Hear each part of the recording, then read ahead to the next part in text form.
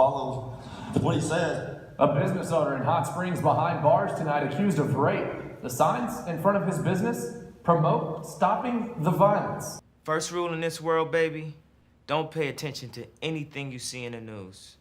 Hot Springs, Arkansas is a historical city and Arkansas's biggest tourist attraction, being a point of interest to millions of visitors every year, which became one of the many reasons to make it the prominent destination for Posh Studios and Lounge. After months of construction, in July of 2015, I finally opened the doors to the public. It took years of hard work and strenuous planning to develop and complete Arkansas's first and most advanced multimedia facility. Get the last few pieces for the studio. With the honor of having the Chamber of Commerce host the official ribbon cutting ceremony. My daughter, 3 at the time, cut the ribbon. 3 months later, the storm came. The situation occurred on November the 6th, 2015. A girl allegedly said that I raped her, assaulted her, and held her as a prisoner. The day of, I had an accident and broke my foot and ended up in the hospital. Well, police showed up at the hospital telling me that, hey, you raped this girl. They didn't say that it was alleged or she said it or nothing. They just accused me of it. At that point, a detective came in and said I couldn't have any visitors and I couldn't have any phone contact with anybody. At that point, my daughter and her mother left my bedside. Over the duration of 4 days when I was in the hospital, I asked every day, almost every hour on the hour when I could, to speak to my attorney so I can tell him the situation so that he can legally advise me of what to do and also go over and represent my business in the best fashion that he could to make sure that it was safe and secure. And I was denied those rights for 4 days. The day I came home, I was notified by my daughter's mother that my studio had been broken into and things had been stolen out of there.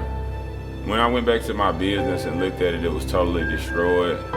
My little girl walked in, she just fell to her knees and she cried. And she said, Daddy, how could they do our business like this? They tore up everything, they destroyed what we built. The SWAT team showed up here to Posh Studio and Lounge trying to get in, and when they couldn't get in, they found any means possible busting open this window. They took me out of business, they slandered my name. I was all on the news for these alleged crimes. They put my business on the news. They also put one of my events, Stop the Violence, on the news. It's just a real unfortunate thing that they thought I was selling drugs and they came up empty-handed. Yeah, my name is Q. Byram Hurst. I'm Chris's attorney. My thoughts on Chris, he had the potential to have a very successful business, a business that this community should have embraced and should have joined in with him to try to make it a success.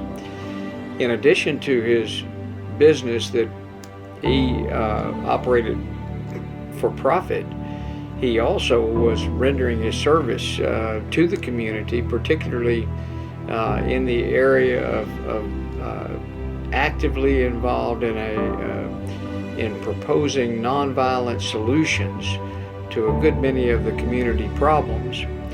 This was something that not only the business community should be aware of, but also law enforcement, because having someone of Chris's stature as a successful business person and have them advocating Stop the Violence program is that when business leaders and people of respect stand up and devote their time and their energy and their funds to those kind of activities, that's how you get the job done.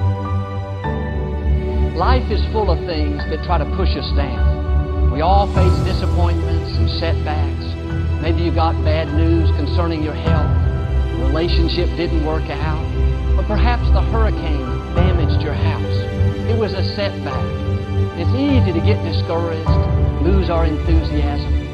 Too often we just settle where we are. But if we're going to see God's best, we have to have this bounce back mentality. That means when you get knocked down, you don't stay down, you get back up again.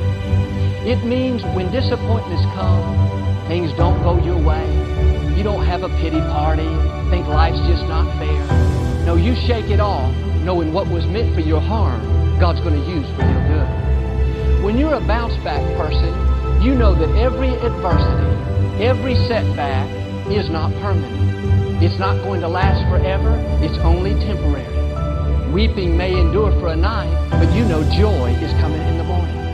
So you don't sit around complaining, thinking about how bad it was and everything you lost. You know God is a God of restoration and that He's promised to pay you back double for every unfair situation. Instead of being discouraged by the difficulty, you're encouraged by it, knowing that you're going to get double for your trouble. You're going to come out better off than you were before.